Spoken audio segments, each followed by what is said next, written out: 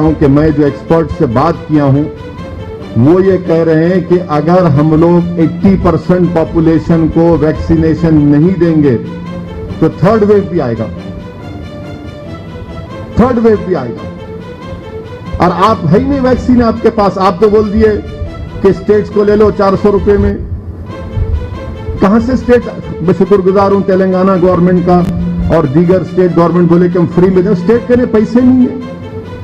अरे आपके पास है ना पीएम केयर्स फंड, जो खजाने पे बैठे हैं आप, पीएम केयर्स फंड क्या करेंगे? दो ना स्टेट्स को, आप पूरा बांटो, सरकार के पास पैसे आप बोले हम देंगे, सब्सिडाइज करेंगे पूरे भारत की जनता को। कोरोना के बचने के जो भी उपाय हैं, कृपया करके उनका पालन 100% करिए। दवाई भी कड़ाई भी, इस मंत्र को कभी भी भूलना नहीं है।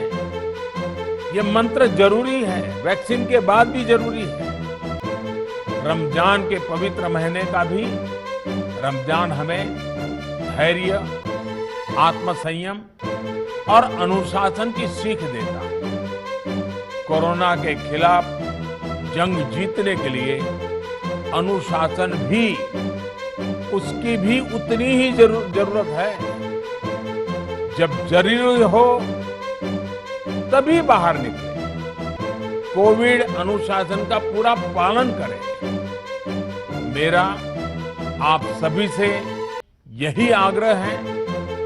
मैं आपको फिर ये भरोसा देता हूं, आपके इस साहस, धैर्य और अनुशासन के साथ जुड़कर आज जो परिस्थितियां हैं, उन्हें बदलने में देश कोई कसर नहीं छोड़ेगा। Right to life prime minister को जानना चाहिए, फंडामेंटल राइट है। गवर्नमेंट ऑफ इंडिया का काम है कि हर भारत के सिटीजन को इंजेक्शन दिलाना, वैक्सीनेशन।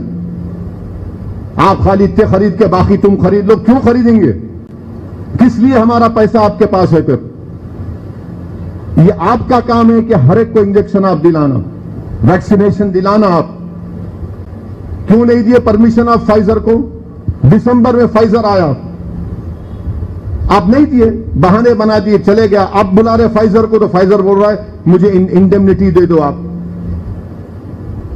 क्या कर रहे थे? आप क्या प्लानिंग है आपके पास? कब तक झूठ बोलेंगे? कब तक बेवकूफ बनाएंगे भारत की जनता को? आप 6 साल से आप नफरत फैला रहे हैं। आवाज, ये हालात हमारे मुल्क के हैं।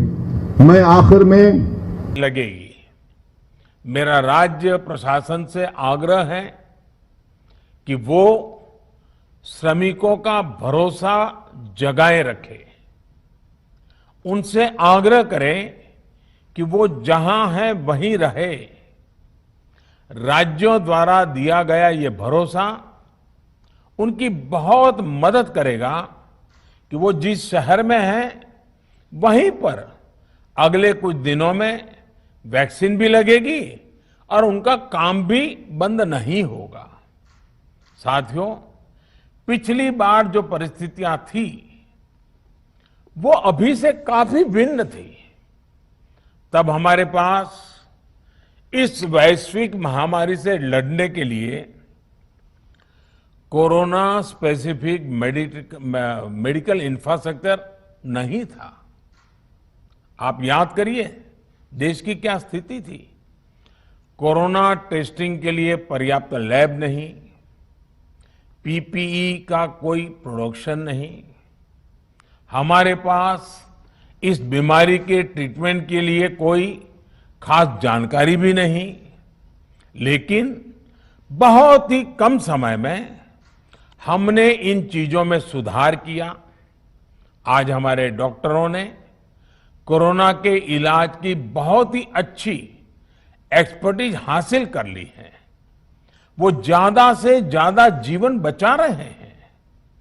आज हमारे पास बड़ी मात्रा में पीपीई किट्स हैं, लैब्स का बड़ा नेटवर्क है और हम लोग टेस्टिंग की सुविधा को निरंतर बढ़ा रहे हैं।